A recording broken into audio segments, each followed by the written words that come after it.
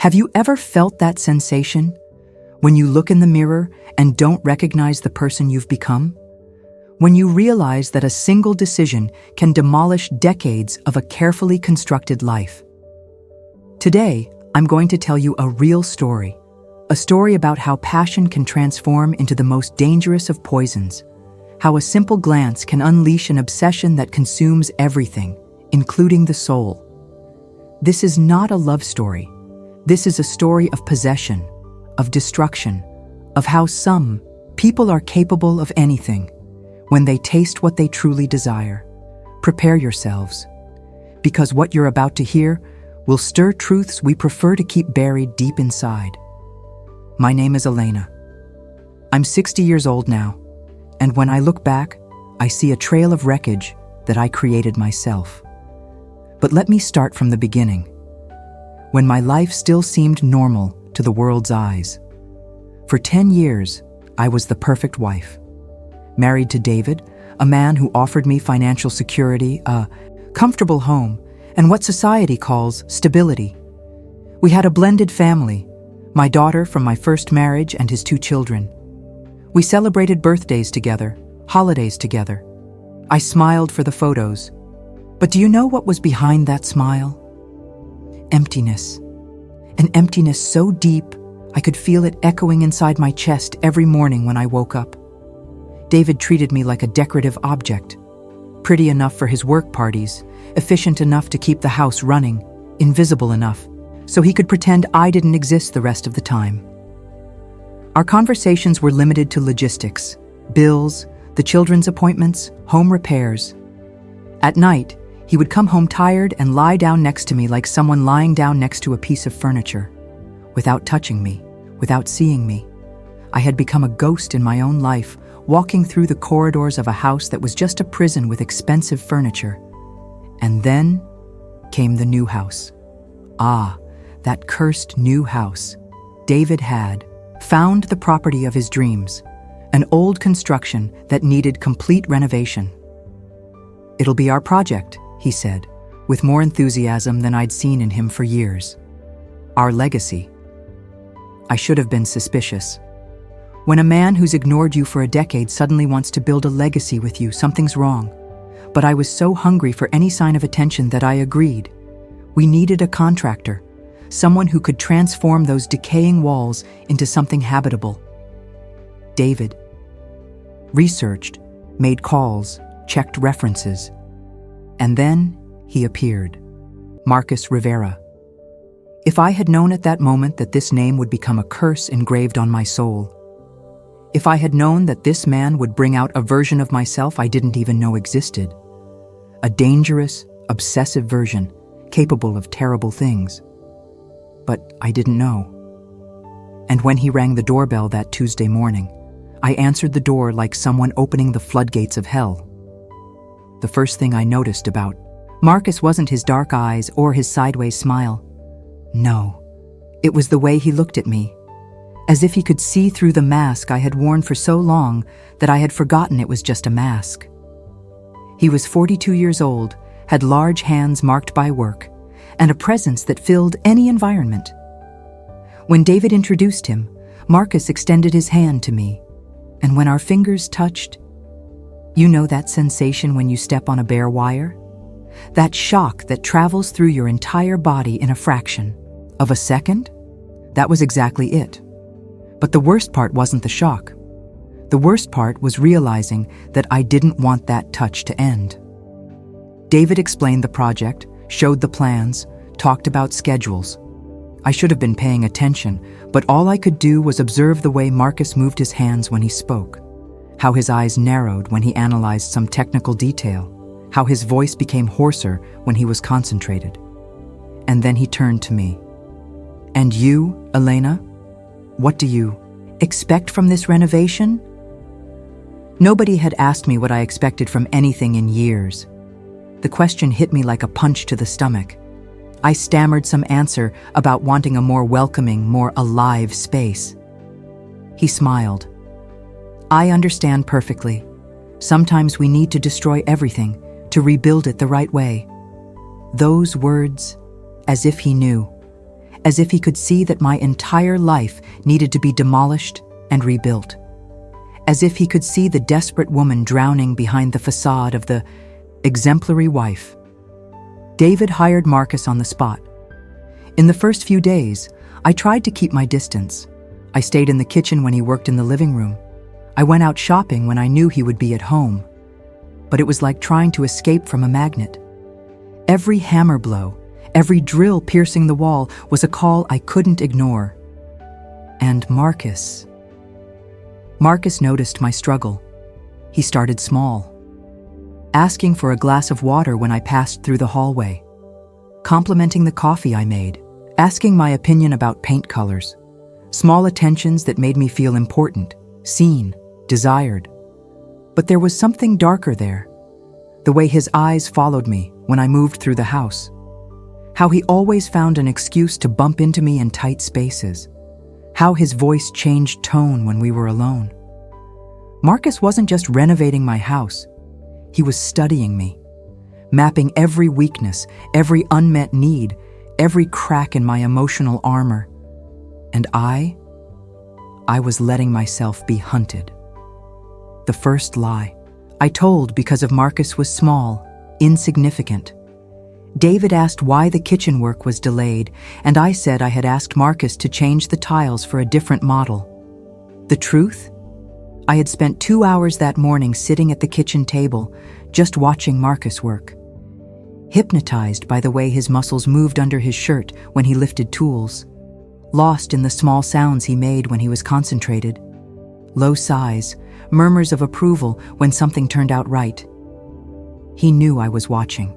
Every now and then our eyes would meet, and he would smile in that way, as if we shared a delicious secret. The second lie came the following week.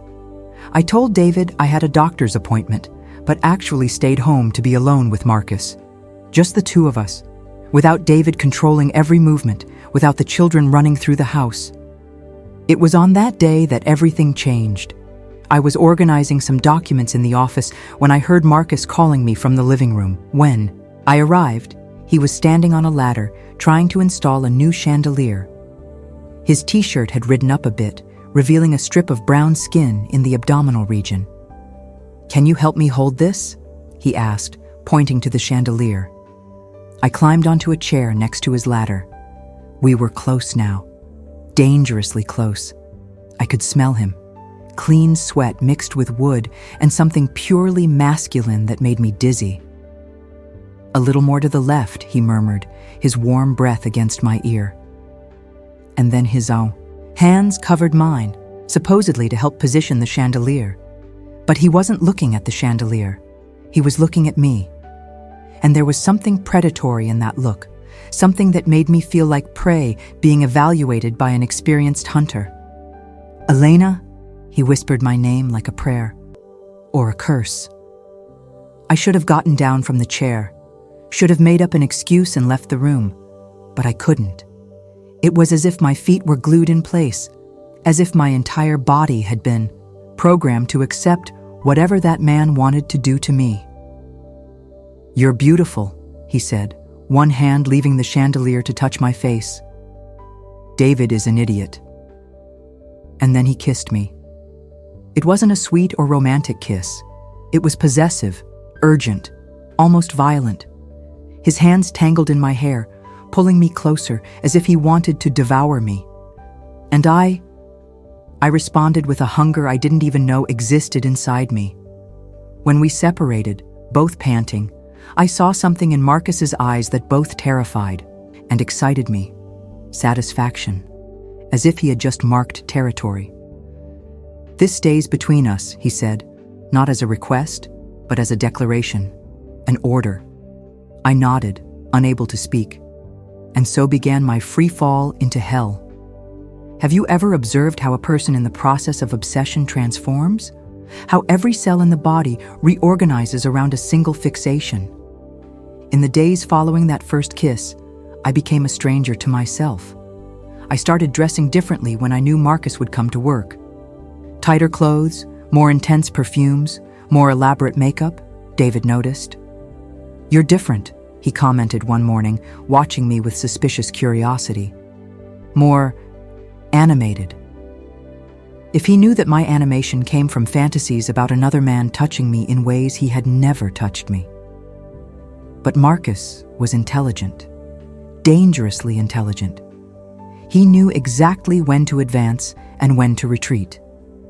There were days when he barely spoke to me, treating me with professional formality that left me desperate for his attention.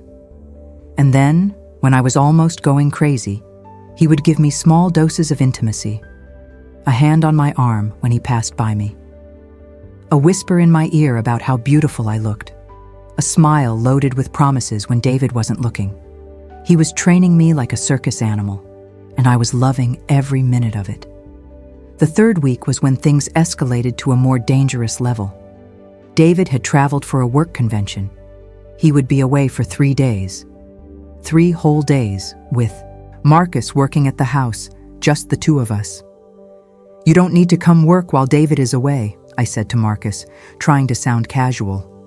"You can take the time to rest." He looked at me in a way that made my skin burn. "I'm sure I'll find things to do," he replied, with a smile that promised trouble. On the first day, he showed up earlier than normal. I was still in my nightgown and robe, having coffee in the kitchen. When I opened the door, he devoured me with his eyes so obviously that I felt my legs go weak.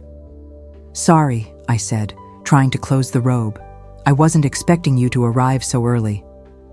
"Don't apologize," he said, entering the house and closing the door behind him. "You're perfect like that." And then he did something that should have alerted me about his true nature. Something that, at the time, I interpreted as passion, but now I recognize as the first sign of his sick obsession. He locked the door. "Marcus." "Shh," he whispered, approaching slowly, like a predator approaches wounded prey. "We've waited long enough." His hands found my waist, pulling me against his body. I could feel he was aroused, and this awakened a wild part of me I didn't know existed. "What if someone comes?" I asked, even knowing no one would come. "No one will interrupt us," he said, his hands starting to untie my robe's belt. "Today, you're only mine."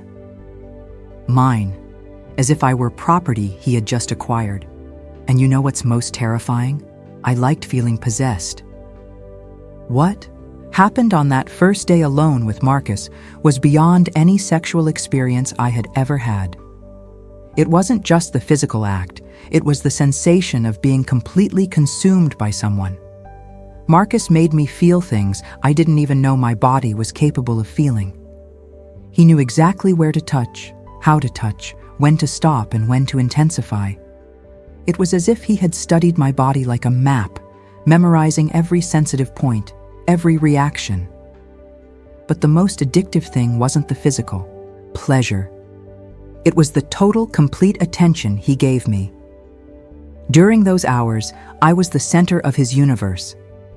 Every moan of mine provoked a reaction in him. Every movement of mine was observed, appreciated, adored. David had never made me feel desired that way. In fact, I began to realize that David had never made me feel anything. When Marcus finally got dressed and left that first day, I felt like an addict after the first dose. I already knew I needed more, much more, and Marcus knew it. In the following 2 days, he repeated the ritual. He would arrive early, lock the door, and possess me in increasingly intense, increasingly risky ways. We had sex on the kitchen table, where David and I had breakfast, in David's favorite armchair, in our bed. Marcus was marking territory, claiming every corner of my life as his, and I was allowing it. But there was something more sinister happening, something I would only realize much later. Marcus started asking questions about David, about our routine, about our financial life. Initially, they seemed like casual pillow talk questions, but there was subtle insistence in them. "Does David give you affection?" he would ask while tracing circles on my naked skin. Does he make you feel special? When I answered no, he would shake his head with false compassion. A man who doesn't value a woman like you doesn't deserve to have her, he would murmur against my neck. You deserve someone who adores you, who treats you like a queen. He was planting seeds of dissatisfaction, justifications for what we were doing, and I, blinded by passion, watered these seeds with my neediness. When David returned from the trip, the difference in how I saw him was striking. Every flaw of his seemed amplified. His voice sounded irritating. His habits disgusted me. His presence in bed next to me became unbearable. Marcus had poisoned me against my own husband. And the worst part? I was enjoying the poison. The first clue that Marcus wasn't. The passionate man I thought he was came 3 weeks after David returned from the trip. I was in line at the supermarket when I felt someone watching me. I turned around and saw Marcus, 2 lines behind, staring at me with an intensity that gave me chills. It wasn't the affectionate look of a lover. It was the fixed, penetrating stare of someone studying their prey. When our eyes met, he didn't smile. He just nodded slightly, as if confirming something to himself. That night, my phone rang. Unknown number. "Hello," I answered. Silence, but I could hear someone breathing on the other end of the line. "Hello," I repeated. The call was cut off. The next morning, Marcus showed up to work as if nothing had happened, but there was something different about him. He was more possessive. His hand stayed on my skin a little longer than necessary. His kisses were more intense, almost brutal. "You're mine," he murmured against my lips with an urgency that scared me. "Only mine."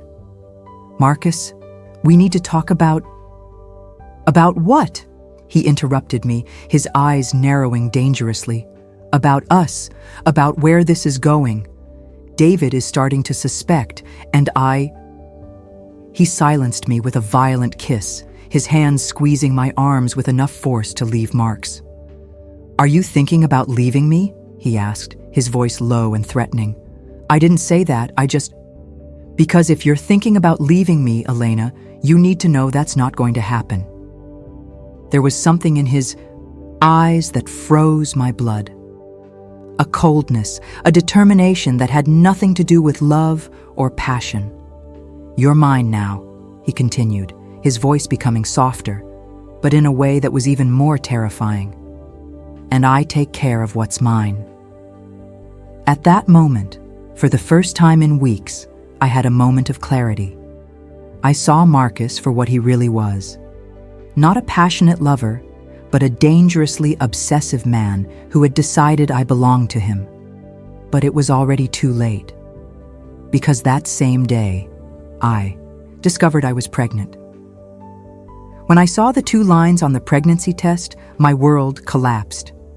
At 58 years old, after a decade of marriage without children, I was pregnant. And I was absolutely certain the child was Marcus's. David and I barely touched each other anymore. The few times we had sex were quick, mechanical encounters that happened maybe once a month. Marcus and I, on the other hand, we were insatiable. I sat in the bathroom, shaking, trying to process the implications of that small pink line that had just destroyed any hope of a clean exit from this situation. When I told Marcus, his reaction terrified me. He smiled, not a smile of happiness or surprise, a smile of pure satisfaction, as if he had planned exactly that. "Perfect," he said, his hands instinctively going to my still flat belly. "Now you'll never be able to leave me." "Marcus, this is crazy. David will know it's not his child. David will what?" He interrupted me, his hands squeezing my waist, firmly. "Throw you out of the house? Leave you with nothing? That would be perfect." I looked at him, horrified. "You want my marriage to end?" "I want you to be completely mine," he said, his eyes shining with sick passion. "Without David in the middle, without secrets, just us and our baby." It was then I realized I had gotten myself into something much bigger and more dangerous than a simple extramarital affair. Marcus didn't just want to have me. He wanted to possess me completely, destroy my previous life to rebuild me the way he wanted. And the baby was the chain he had chosen to bind me to him forever. "You planned this," I whispered, reality falling on me like a cold avalanche. He didn't deny it. "You deserve someone who truly loves you," he said, pulling me closer. "Someone who makes you the priority. David never did that. I will. Even if it means destroying my life? Your life with David was already dead, Elena. I'm just giving you a new one." At that moment, I understood I had sold my soul to the devil. And the devil had Marcus Rivera's face. I couldn't hide the pregnancy from David for long. At 2 months, the morning sickness became impossible to disguise. David found me vomiting in the bathroom on a Saturday morning. When I told him I was pregnant, he was shocked. "But it's a miracle," he said, hugging me with a gentleness I hadn't felt in years. "We couldn't have children for so long. Guilt corroded me like acid. David was genuinely happy, planning what our life would be like with the baby, while I knew I was carrying another man's child. But Marcus didn't let me forget who the real father was. He started showing up more often at home, always with excuses about the renovation work. But I knew he came to mark his presence, to remind me that the baby was his. "How is our son?" he would whisper in my ear when David left the room. "Stop it," I would respond, but he would just smile. Things got even worse when Marcus started, acting strangely with David. Small sabotages in the renovation work, subtly disrespectful comments, prolonged looks at me when David was present. It was as if he was intentionally provoking David, waiting for a confrontation. And David, who wasn't an idiot, began to notice. "That contractor is acting kind of strange," he commented one night. "It seems like he's known you longer than he should." "Don't talk nonsense," I replied, but my voice came out shaky. "Elena," David looked into my eyes. "Is there something happening that I need to know?" At that moment, I could have told him everything. Could have ended things with Marcus, confessed the affair, tried to save my marriage. Could have tried to convince David that the baby was his, even knowing it wasn't. But Marcus had changed me, had awakened a dark part of me that enjoyed the lie, the danger, the sick possession he offered. "Nothing is happening," I lied, looking directly into the eyes of the man who had shared 10 years of life with me. And at that moment, I sealed our destinies. The truth came out in the worst possible way. David decided to surprise me to celebrate the pregnancy. He left work early to take me to dinner, but forgot to warn me. When he arrived home, he found Marcus and me in the kitchen. Marcus was behind me, his hands on my belly, whispering something in my ear that made me laugh. David stood in the doorway, observing the obvious intimacy between us. There was no way to deny what was happening there. "How long?" he asked, his voice frighteningly calm. Marcus slowly moved away from me, but showed not an ounce of guilt or shame. "David, I can explain," I began. "How long?" he shouted, and I had never seen David lose control like that. "Since the first day I set foot in this house," Marcus replied, a provocative smile on his face. Elena was starving for a real man. David lunged at Marcus, but Marcus was bigger, stronger, younger. In seconds, David was on the floor with a bleeding lip. "The baby is mine," Marcus said, looking at David with contempt. "Elena is mine. You're just an obstacle." David looked at me, his eyes full of pain that broke my heart. "The baby is his?" he asked, his voice broken. I could have lied, could have said I didn't know. But Marcus had changed me so much that I couldn't even recognize the woman I was before. "Yes," I replied. And at that moment, I saw something die in David's eyes. Not just our marriage, but all the respect he had for me, all the history we had built together. "Get out of my house," he said, getting up slowly. "Both of you. Now." "David, now," he shouted. Marcus took my hand, smiling as if he had just won a prize. "Come on, love," he said. "Our new life is beginning." And so, in a single night, I lost my house, my marriage, my financial security, and any vestige of the woman I used to be. But the worst was yet to come. In the first months after leaving David, I had to face a reality that Marcus had conveniently omitted from his promises of eternal love. He had no money. The apartment we rented was tiny, in a dangerous neighborhood. Marcus worked sporadically, spending more time watching me than looking for work. I, pregnant and without qualifications for the job market after decades as a housewife, couldn't find anything that paid more than minimum wage. But Marcus didn't seem worried about our financial situation. He seemed more interested in keeping me isolated, dependent on him. "You don't need to work," he would say whenever I mentioned looking for a job. "You need to take care of our baby." "Marcus, we need money. We can barely pay the rent." "I'll take care of everything," he would respond, but never explained how. Slowly, I realized Marcus didn't want me to have any independence. He controlled our little money, decided when I could leave the house, monitored every call I received. At first, I thought it was jealousy. Later, I realized it was something much sicker. Marcus didn't love me. Marcus possessed me. And there was a huge difference between those two things. The pregnancy became hell. Marcus insisted on accompanying all medical appointments, answering for me when the doctor asked questions. He chose the baby's name, Isabella, without even consulting me. "She'll be called Isabella," he announced one day, his hands on my belly. "Like my mother." "What if I want another name?" The look he gave me was enough to silence me. When Isabella was born, I expected maternal love to give me strength to escape that situation. But Marcus used my daughter as an even stronger chain. "If you try to leave me," he said, holding our newborn daughter, "I'll fight for custody. And guess who the judge will choose?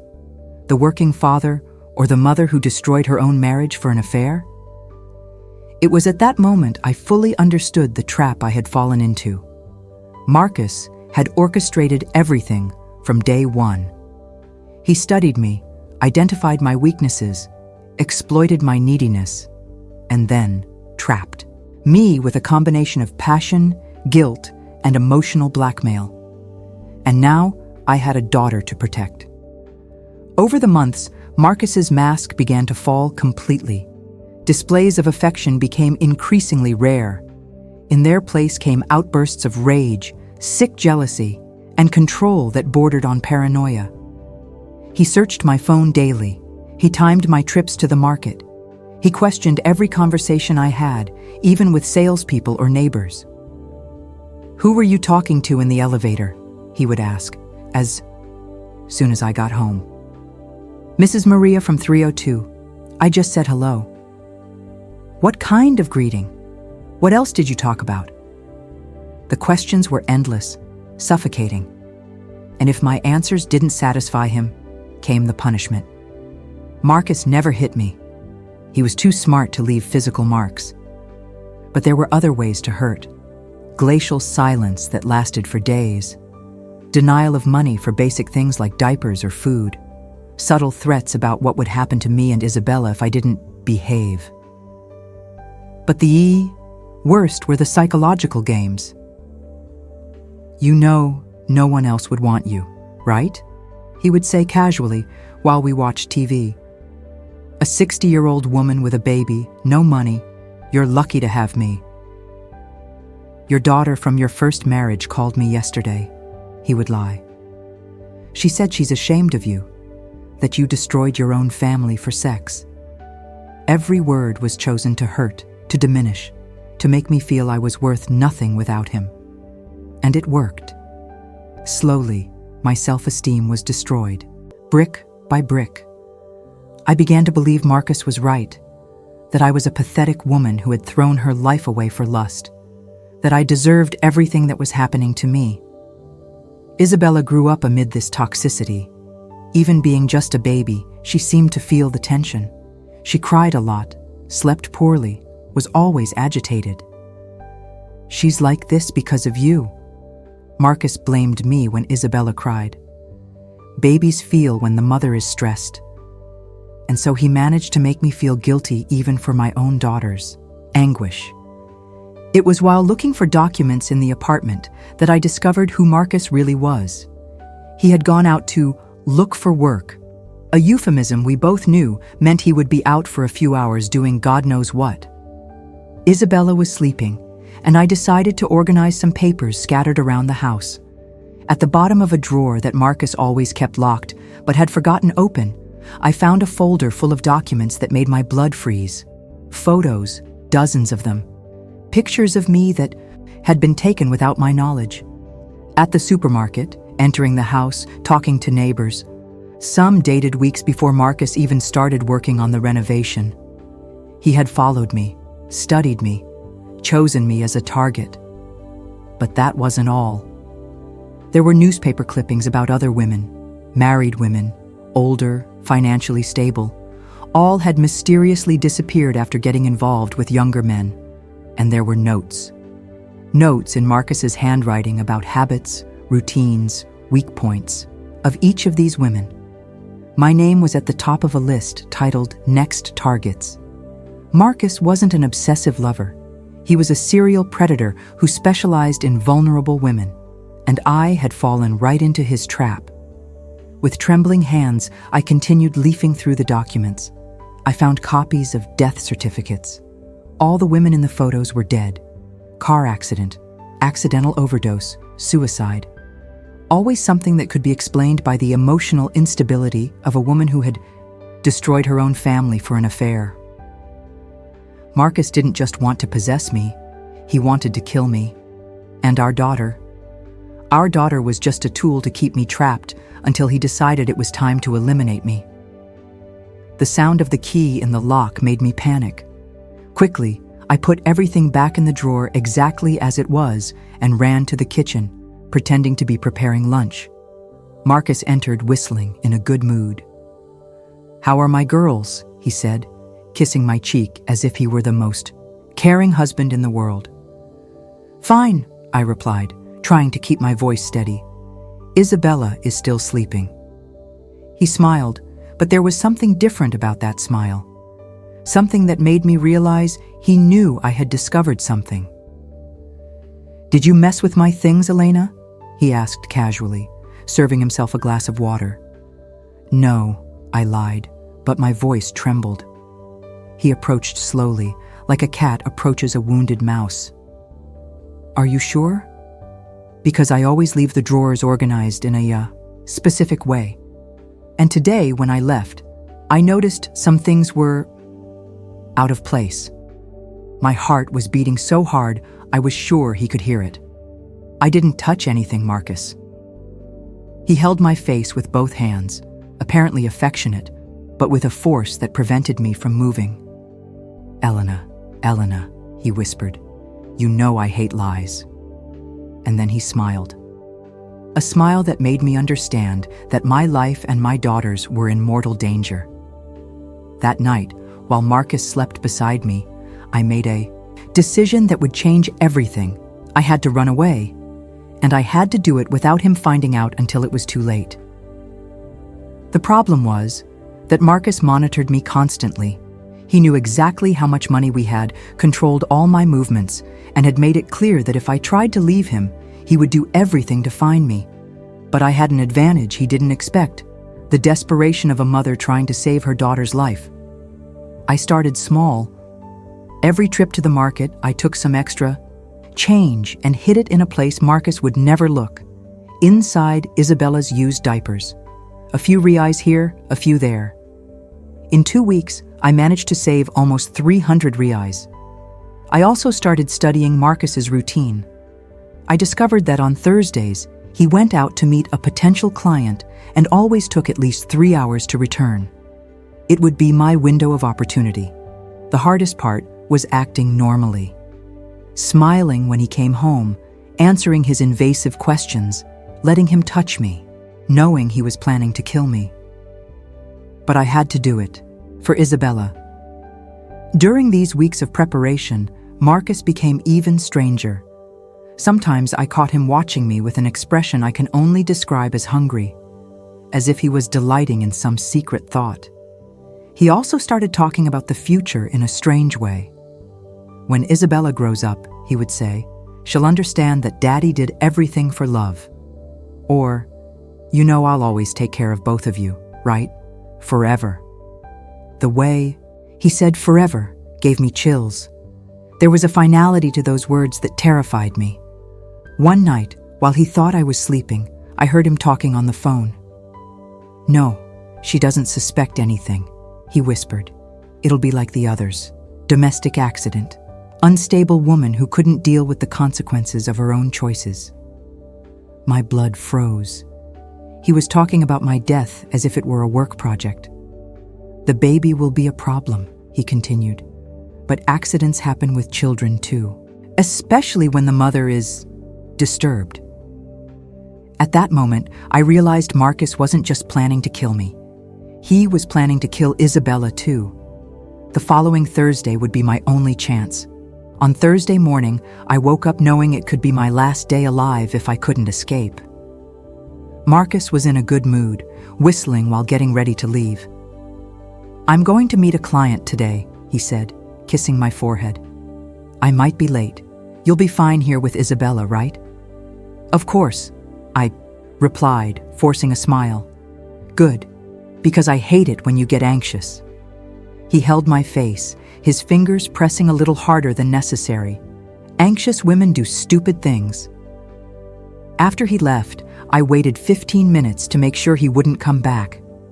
Then, with trembling hands, I took the small suitcase I had hidden in the back of the closet and started putting some essential clothes for me and Isabella. 300 reais wasn't much, but it would have to be enough to get somewhere safe. I had a plan. Take a bus to another city, find a shelter for women in violent situations, and then hope that Marcus would never find me. I was finishing packing when I heard the key in the lock. My blood froze. Marcus had returned. Quickly, I pushed the suitcase under the bed and ran to the living room, picking up Isabella on the way.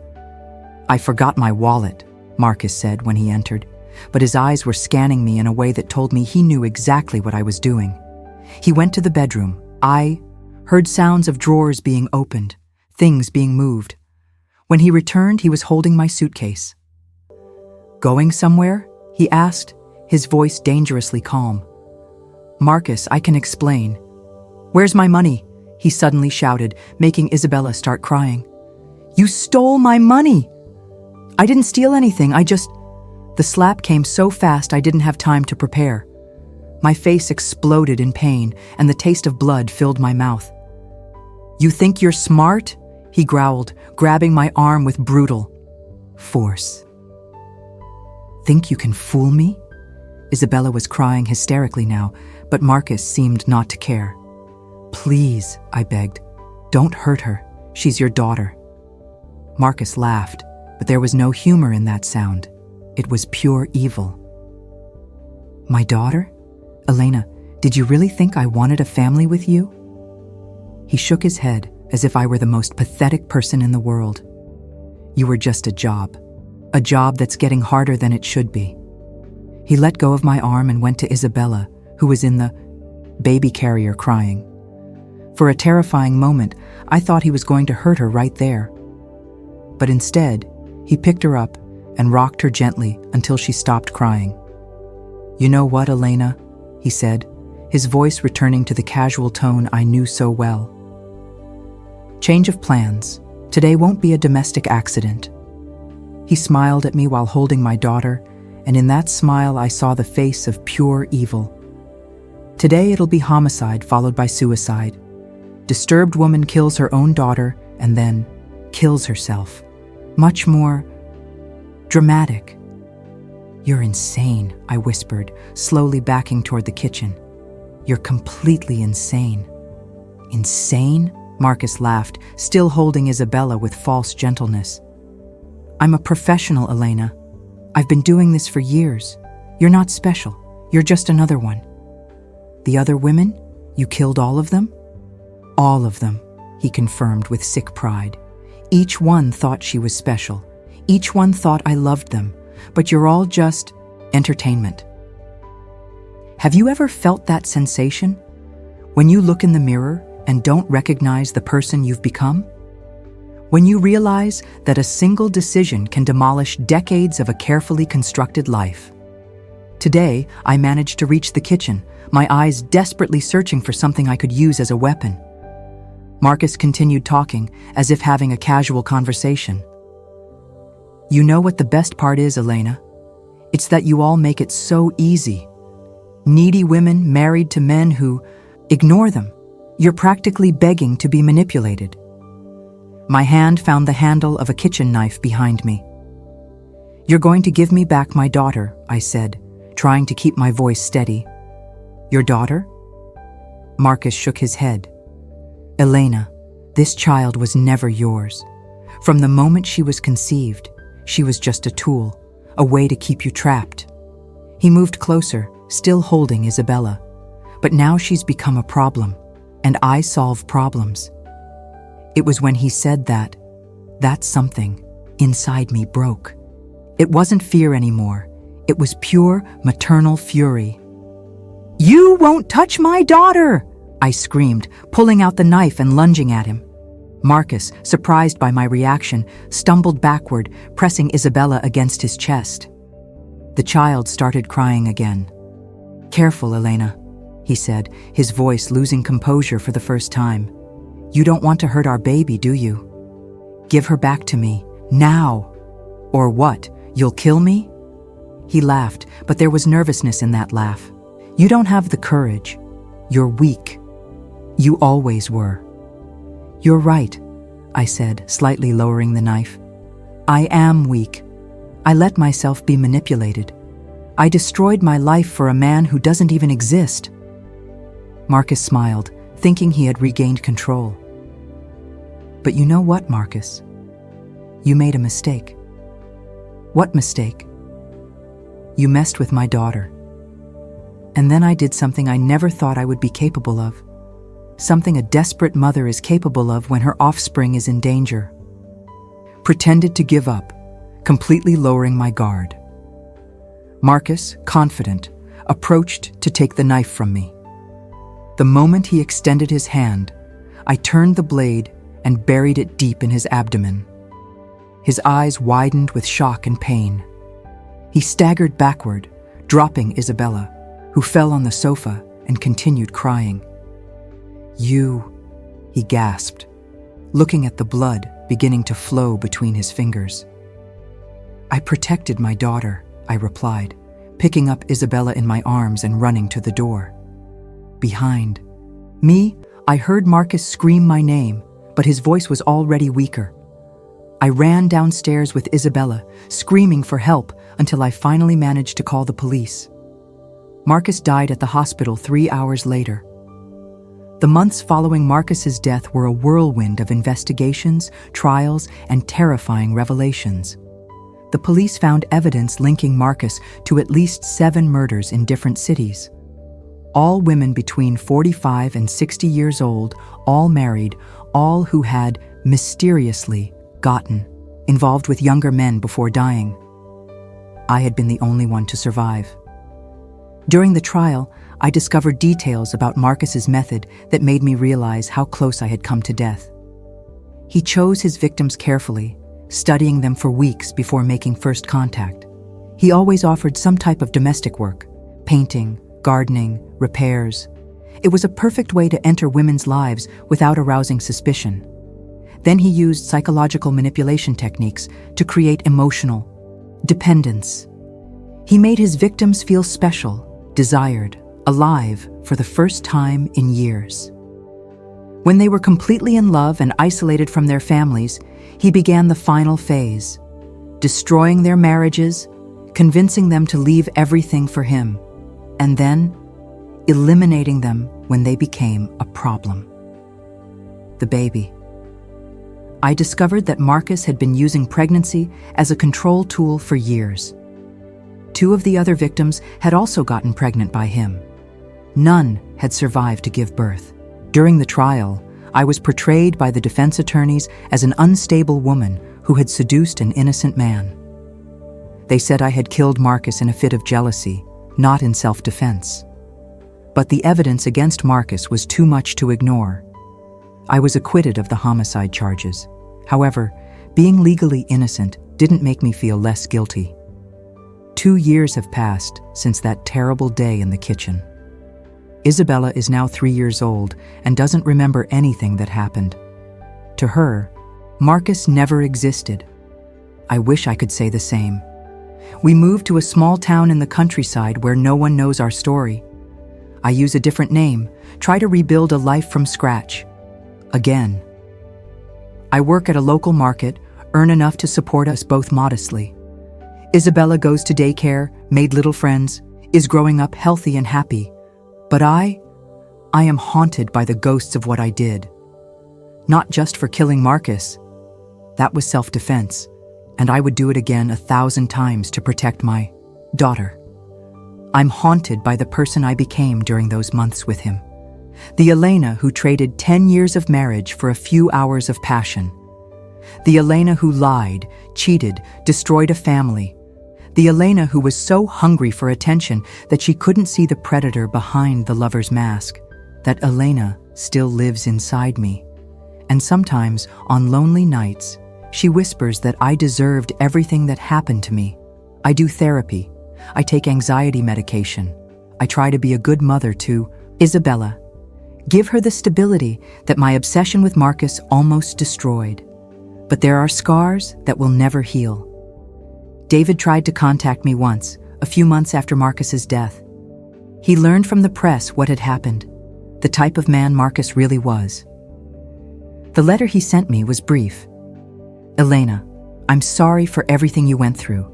No one deserves that. I hope you and Isabella find peace. David. I cried for 3 days after reading that letter. Not because of David's unexpected kindness, but because of the awareness of what I had lost. A good man who, despite all his flaws, never tried to manipulate or hurt me.